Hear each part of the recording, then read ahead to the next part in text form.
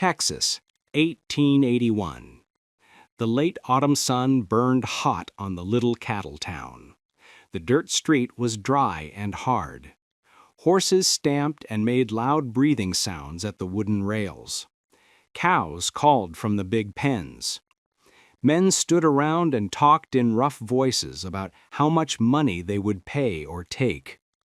The last big sale day of the year was almost finished, but a small crowd still waited near one corral gate. Inside that corral stood a thin brown mare. She was shaking. You could count all her ribs. Long red-brown marks from an old whip showed on her sides. Her eyes looked tired and sad. Elias Morrow pushed his old hat back a little so he could see better. He was 35 years old. His face and hands were brown from sun and wind. He was a quiet man who liked wide land and open sky better than noisy people. He almost never came to town unless he needed coffee, nails, or a new horse. Today he needed a horse. He walked toward the corral. That was when he saw the girl. She stood just outside the fence. She looked about 19 years old. Her dark hair was dirty and stuck to her hot face. Her dress was old and torn at the bottom. Her feet were bare and black with dust. She did not cry. She did not try to speak. Her eyes looked slowly around as if she saw things far away that other people could not see. A heavy man stood next to her. He held a bottle of whiskey in one hand and a short rope in the other. The rope was tied around the girl's wrist. "Got a quiet one here," the man shouted so everyone could hear. "Can't talk and can't hear a thing. She came from my first wife. She washes clothes, cooks food, and never answers back. Good price for any man who wants her." A few men laughed in a mean way. One man spat brown juice on the ground. Elias felt his stomach turn. He started to walk away. He only wanted a horse, not trouble. Then the girl looked straight at him. Her eyes were big and calm. There was no begging in them. There was no fear. She just looked deep into his eyes and did not look away. In that look, Elias understood something he knew very well: being alone. She understood it the same way he did. The drunk man walked closer, pulling the girl by the rope. "Hey, mister, you looking at the mare? If you buy the horse, the girl comes with her. I'm tired of feeding her. I ain't taking her home again. She ain't worth the dirt on her feet." The mare moved her feet in the dust and blew air out of her nose. The girl kept her eyes on Elias. Elias stopped walking. His mouth felt dry. At last he said, "I'll take both." Some men laughed loud. "Elias buying himself a wife," one shouted. "Starting a family today?" called another. Elias did not answer them. He reached into his pocket and counted silver coins into the drunk man's dirty hand. Enough money for a tired horse. Never enough money for a person. The drunk man laughed, pulled the knot loose from the girl's wrist, and pushed her forward. "Got all yours, friend. Don't say I didn't warn you." Elias let the rope fall in the dust. He opened the corral gate and led the mare out slowly. The girl walked 2 steps behind him. She held a thin gray shawl around her shoulders. She placed each bare foot carefully so she would not stumble. When they reached Elias's wagon, she stopped and waited. He pointed to the back of the wagon. She climbed up without a sound and sat down small in one corner, knees pulled to her chest, the way someone sits when they are used to being invisible. Elias climbed up to the high seat and picked up the reins. Just then, he felt the lightest touch on the sleeve of his coat. It was gone almost before he felt it. He turned his head a little. The girl had reached out with her small, rough hand and touched him for only a second. Then she looked straight ahead at the open prairie, not back at the town. In that tiny touch, Elias understood. She had decided to trust him. He shook the reins. The wagon rolled forward. The iron wheels made crunching sounds on the hard road. Dust rose behind them. Neither Elias nor the girl looked back at the town. The ranch lay many miles west. It was a simple place. One low house made of sun-dried bricks, a barn, a corral, and grass that went on until it met the sky. It had always been quiet. It had always been enough for one man. Now, 2 people would live there. When they arrived, Elias stopped the wagon in front of the house. He jumped down and walked around to help the girl. She let him take her hand. Her feet touched the ground lightly. She looked slowly at the house, the barn, the wide land all around. Her face stayed calm, only her eyes moved. Inside the house, the air smelled of wood smoke and coffee. Elias made a fire in the cook stove and pointed to the big iron kettle. The girl nodded once. She filled the kettle with water from a bucket and set it on the stove as if she had done it 100 times before. She still made no sound at all. After they ate a quiet supper of beans and bread, Elias took a short piece of white chalk from a shelf. He tapped a smooth board that was fixed to the kitchen wall. "Name?" he asked slowly and clearly. The girl took the chalk. She knelt on the floor and wrote one word in careful, slanting letters. "Norel." Elias read it out loud. "Norel." He said it again, softer. "Norel." She did not smile.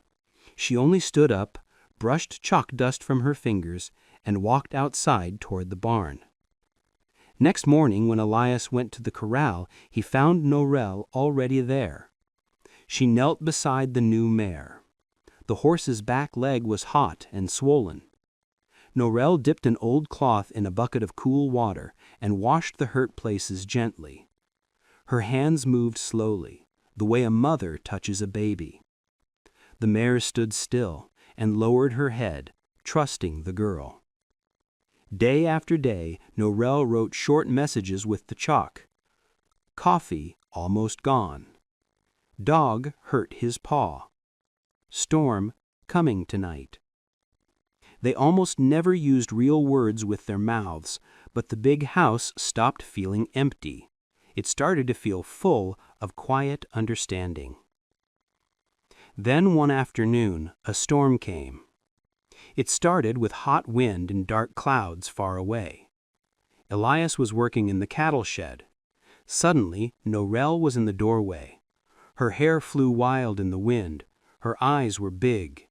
She ran to Elias, grabbed his sleeve with both hands, and pulled hard. She pointed up at the sky again and again. Elias looked. He saw only clouds. "What is it, girl?"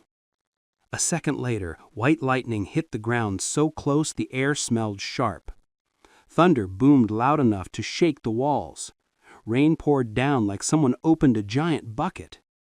She had known the storm was coming before the sky changed color. She had felt it inside her body. That night, after they put out a small fire the lightning started, Elias sat at the kitchen table. The lamp made soft yellow light.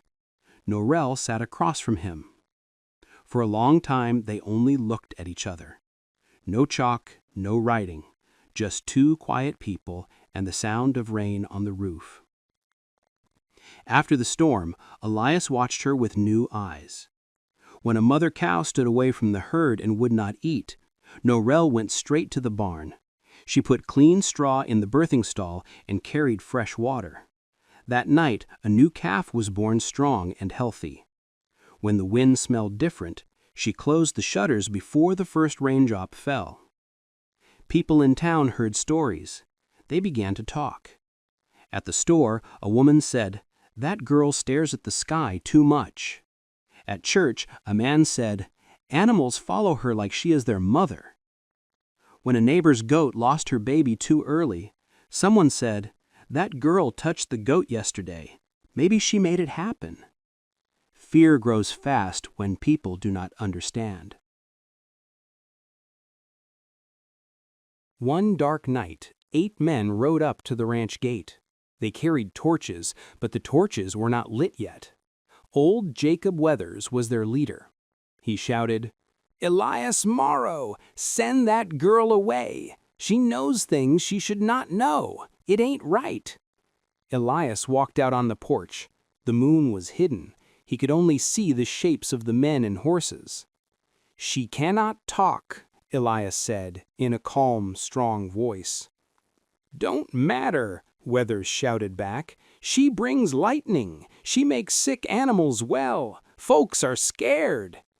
Inside the house, Laurel stood behind the curtain. She watched the men with quiet eyes. She had seen angry crowds before. Elias stepped down into the yard. "She saved little Jamie Harper when he burned with fever. She found Ben Weaver when he was lost in the snow and every man thought he was dead. She helps people. If that scares you, then you are afraid of kindness." The men stood still. No one spoke. After a long time, they turned their horses and rode away. They never lit their torches. Winter came with snow and cold wind. The house stayed warm because 2 people lived in it now. Spring brought green grass and soft air. Laurel learned to ride a gentle old horse. She sat straight and light in the saddle. Elias taught her.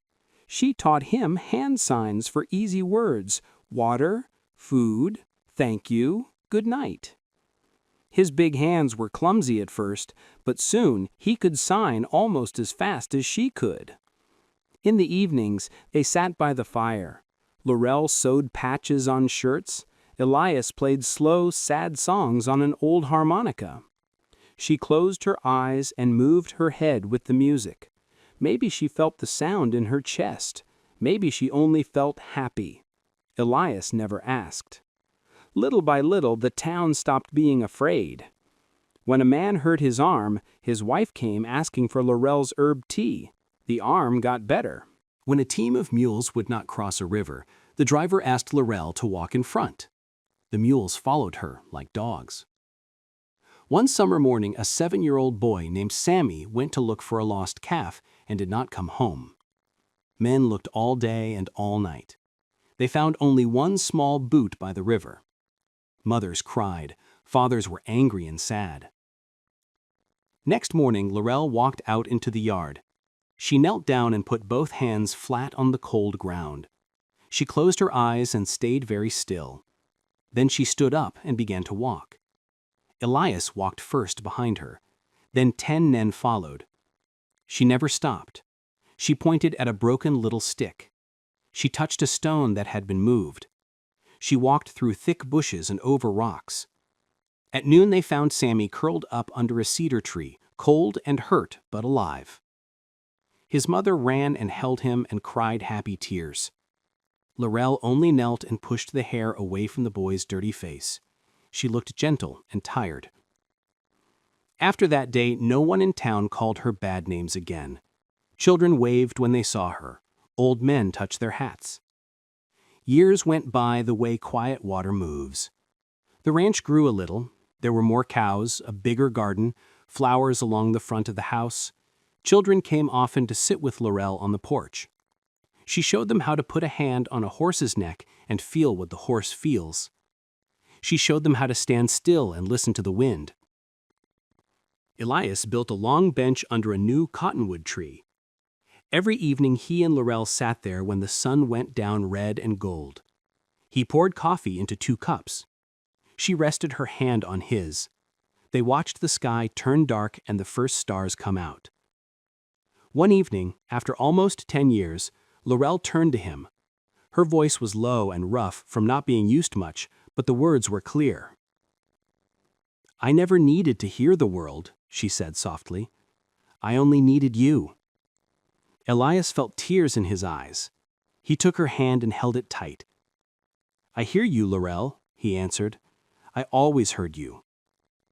The warm wind moved across the grass and carried their silence like a gentle song all the way to the edge of the sky. And everyone who knew them understood. Some people hear best when no words are spoken at all.